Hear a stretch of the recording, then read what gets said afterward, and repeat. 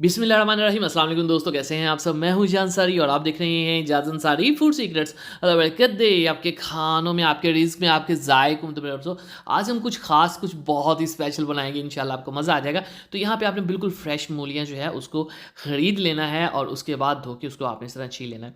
अब यहाँ पे हम इसको रफली कट कर लेंगे, ठीक है। इससे हमें रेसिपी में आसानी होगी, ठीक है। कुछ इस तरह से छोटी छोटी आपने इस तरह से इसको काट लेना है क्यूब्स में, ठीक हो गया। और ये तकरीबन 2 छोटे साइज़ की मूलियाँ थी जिनको मैंने काट लिया। चलें जी, बिस्मिल्लाहिर्रहमानिर्रहीम। अब यहाँ पे हमें चाहिए हरी मिर्च, मोटे वाली जो होती है।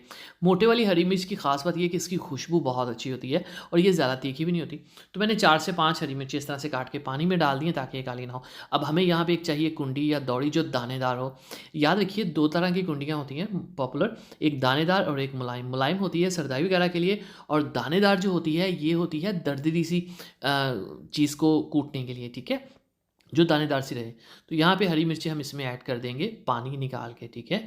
पानी में रखने से ये काली नहीं होती और कोई ख़ास बात नहीं। चलें जी, अब हमने क्या करना है, इसमें धनिया ऐड कर देना। अब ये 2 ऐसे मसाले हैं कि इनको सबसे पहले कूट लेना चाहिए।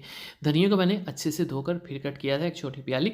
अब सबसे पहले हम इसको रगड़ा लगाएंगे, इसको हम कूट लेंगे, ठीक है। अगर ये आप अच्छे से कूट लेना तो इसका फ्लेवर पूरी रेसिपी में बहुत अच्छा जाता है, ठीक है। छोटा सा टिप था, मैंने सोचा आपसे शेयर करूँ। अब इसके अंदर हम मूलियाँ ऐड कर देंगे, ठीक है। 2 छोटे साइज़ की मूलियाँ और इसको हम अच्छे से कूट लेंगे यहाँ पे, ताकि अच्छी तरह हमें जो शेप चाहिए वो हमें यहीं पे मिल जाए, क्योंकि मेन रेसिपी इसी की है। तो इसकी जो रगड़ाई है वो कंप्लीट होनी चाहिए। अब इसमें मैं टमाटर ऐड नहीं करूँगा क्योंकि टमाटर बहुत पानी देते हैं। टमाटर को साइड पे करते हैं, पहले हम इसमें प्याज ऐड कर लेते हैं। प्याज के फ्रेश टेस्ट के बगैर ये रेसिपी बिल्कुल किसी काम की नहीं है, ठीक है। प्याज को कूट लेंगे। अब इसके अंदर ये एक बड़े साइज़ का टमाटर है, मैंने बहुत नरम वाला नहीं लिया, थोड़ा सा मैंने येलोइश लिया है। इससे क्या होगा, इसका थोड़ा सा दाना रह जाएगा, ठीक है। अब हम इसको करेंगे अच्छे से, यानी कि कूट लेंगे इसको। ये देखिए अच्छा नहीं, मतलब दानेदार से इसको रख लेंगे। अब यहाँ पे बात आ जाती है मसालों की कि इसमें कौन से मसाले जाएंगे। अच्छा, ये थोड़ा पानी छोड़ेगी ये रेसिपी, तो आपने पानी इसका निकालना नहीं है, इसके अंदर ही आपने रहने देना, ठीक है। ये निकालने से इसकी फ्रेशनेस जो है, इसकी खुशबू जो है वो कम हो जाएगी, तो इसको आपने अंदर ही रहने देना। अब नमक 1 टीस्पून और थोड़ी सी लाल मिर्च डालेंगे, क्योंकि हरी मिर्च हम ऑलरेडी काफ़ी डाल चुके हैं और वो ज़्यादा इसलिए थी क्योंकि उसकी खुशबू अच्छी होती है as compare to red pepper. तो यहाँ पे थोड़ा सा ज़ीरे का फ्लेवर देंगे बस, और कोई चीज़ नहीं। इसमें अक्सर लोग ज़ीरे का तड़का जो है वो ऐड करते हैं, तो मुझे वो बेसिकली इतना पसंद नहीं। इन फ्रेश जो चटनी है इसके अंदर अगर वो दही का कोई रायता हो तो उसमें बात और है।